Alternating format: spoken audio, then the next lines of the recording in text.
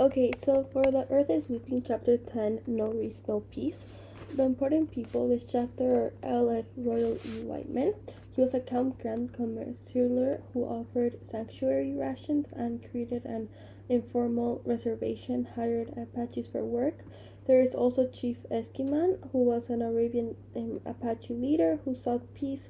His camp was massacred at the Camp Grant expected no justice and was right. George Doman, department commander who told Tuscan citizens to take care of the problem themselves, symbol of apathetic leadership. And then the chapter also spoke about Powwow fighters and Mexican American and white attackers, as well as the President Ulysses S. Grant and Campeches. For places and events, we have Camp Grant, which is a site of Whiteman's peace experiment, and the April 30th, 1871 Camp Grant massacre.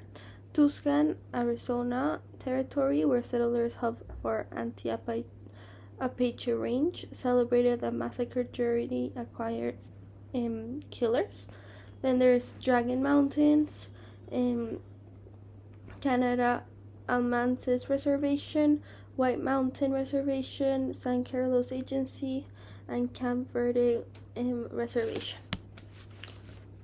For ideas and technologies, we have the peace policy versus vigilante justice, which is the federal no-militarian approach collided with settler revenge culture. Camp Grant exposed the gap in the guerrilla warfare with the crime mismatch, where armies convention the crime struggled against Apache hit-and-run fighting in desert terrain, repeating rifles. Apache warriors, widely armed with repeaters, increased drilling lethally and made suppression harder. There was the Wicked Ups, as well as the Apache Scout System, the Civilian Mule Packers Pack, and the concentration policy.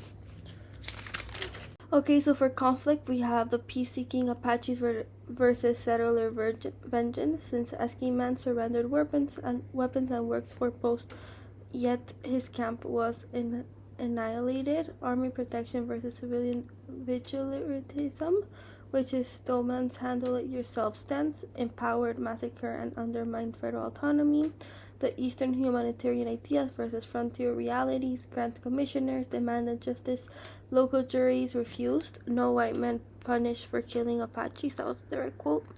Then there's Apaches resistance versus annihilation. Raiding contributed, but losses became unsuitable, pushing coaches towards peace.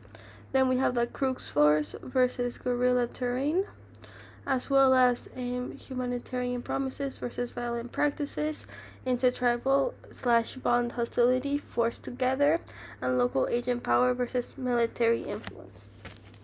Okay, now I'll connect the purpose and the historical narrative to what I just explained. So this chapter shows that the Apacheria peace without security was impossible.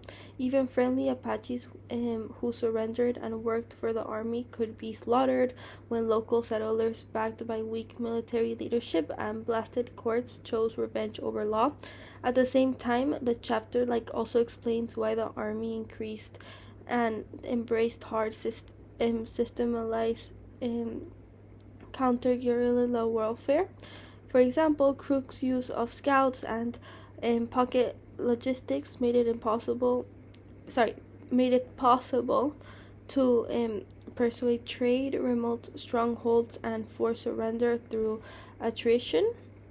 The deeper historical point is that federal peace deepened justice and workable reservation policy in Arizona lacked all three. The later shift to connection at San Carlos turned peace into coarse confidentiary, wimping out Conchise's homeland agreements, crowding enemies together, and created the conditions for renewed resistance and fighting. And yeah, that's all.